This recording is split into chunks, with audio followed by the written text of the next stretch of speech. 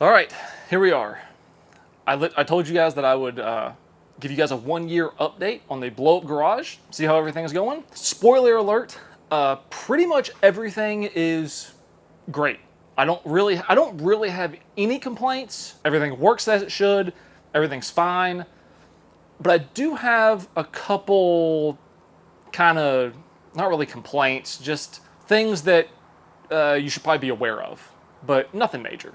I should also mention that I have also pretty much corrected all of the problems that I've had.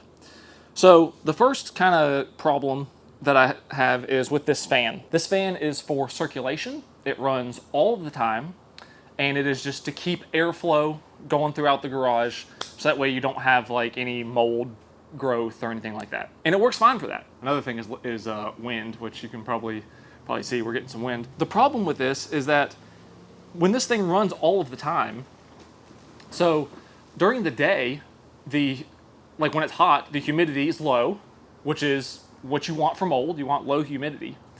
But then at nighttime, the humidity comes up. So if this thing runs all of the time, during the daytime, during the heat of the day, you're pulling in dry air, which is great, that's what you want. But then once the sun goes down, the humidity comes up, and now you're pulling in wet, humid air. You will especially notice this, say if it rains all through the night, and then it starts to get kind of warm the next morning, and you come out in the garage, you'll see kind of like some moisture on the floor and a little bit on the walls because of all the humidity, which that does go away because the fan, as I said, is always running, so it does eventually clear out all the humidity. But what I have found is a much better solution that I think should probably be included is a timer. Usually what you would do is you would have one extension cord, and you would have the pump on one extension cord, and then you'd plug this fan into the pump, and you'd be done. I ran 2 extension cords to run these separately, and I just got a little Govee Wi-Fi smart timer, and I put this on the fan. So now, instead of the fan running 24/7, I have it kick on at like roughly say 10 a.m. and then it runs all throughout the heat of the day while the humidity is low. Then it'll turn off at about like 4 p.m.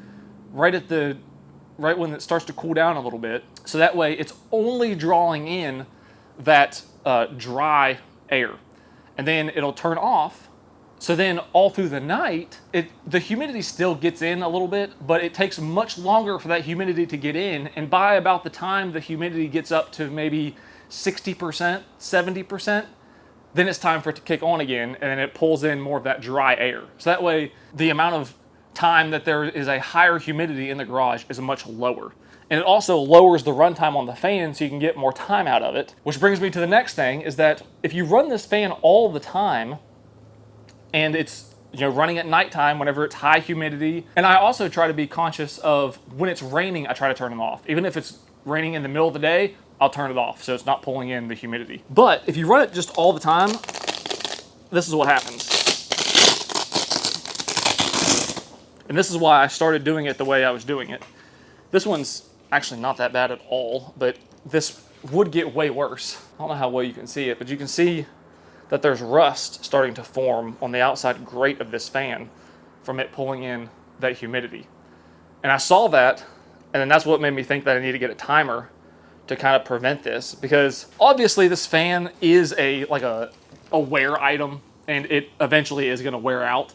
And I think these things probably cost like $10 or something to replace them. So if you gotta spend $10 every like 3 or 4 years, it's not a big deal. I like to do everything I can to try to get as much life out of everything as possible. That's kind of problem number 1, but that was a very easy fix just with an outlet timer.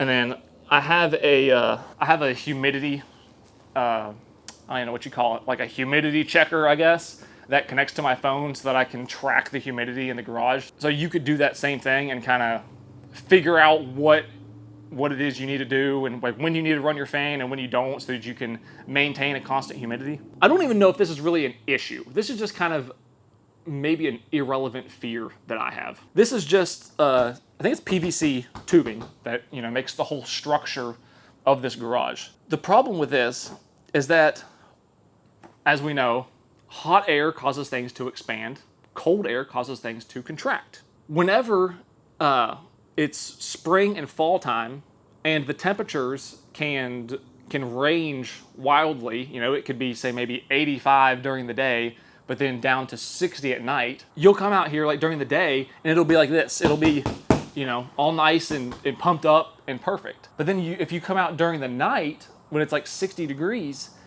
that cold air will have caused this thing to contract, and then these tubes will be real floppy, like almost not going to collapse, but like they'll seem like they're almost to the point of collapsing. What I've done also to fix that is put a timer on the pump. And like I said, this might not be an issue. This is just kind of like my irrelevant fear.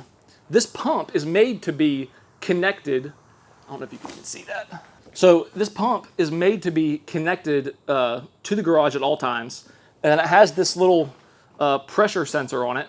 And anytime it gets low, if you just connect it all the time and just give it power, it will sense whenever the pressure is low, and it'll automatically fill itself up and then turn itself off.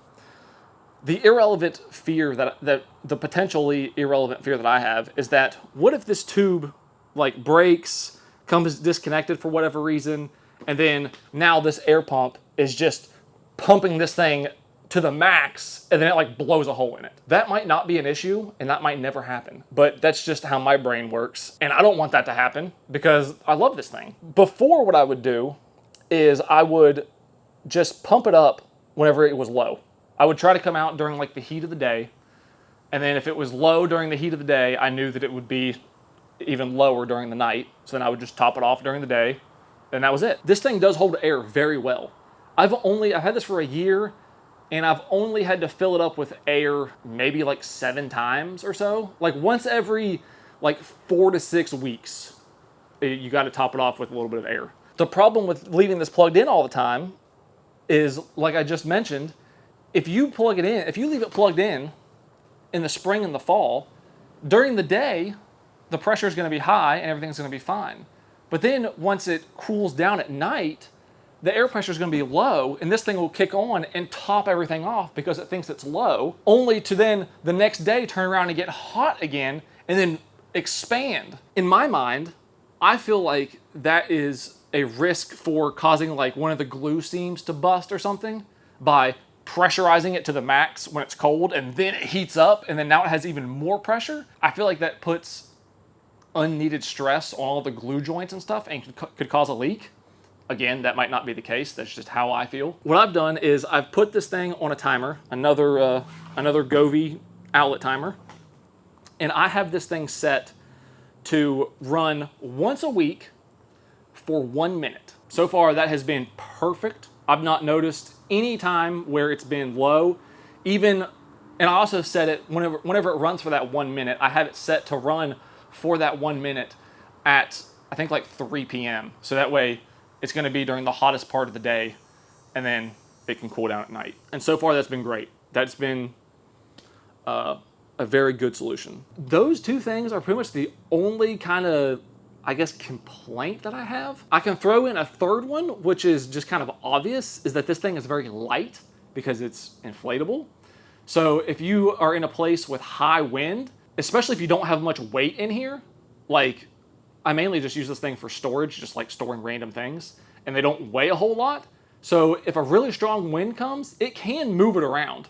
And if, say you were keeping like a car or a truck in here, went somewhere, and then a high wind came, if this thing's not secure, it will blow around and it will move. That's not ideal, but I mean, that just comes with the territory. It's inflatable. What are you gonna do? I really tried to think real hard about the negatives of this, and so far I really just don't have any.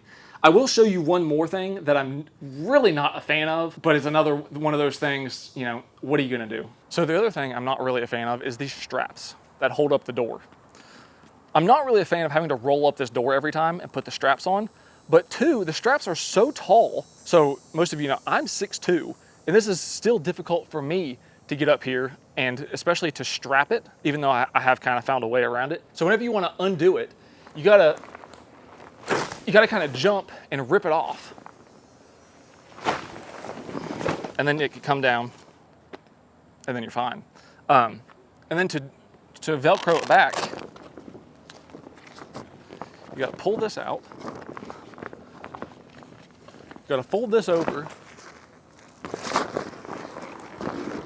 and roll it up, which I can imagine if you tried to use this as a main garage and you had to do this every single day, that would be horrible.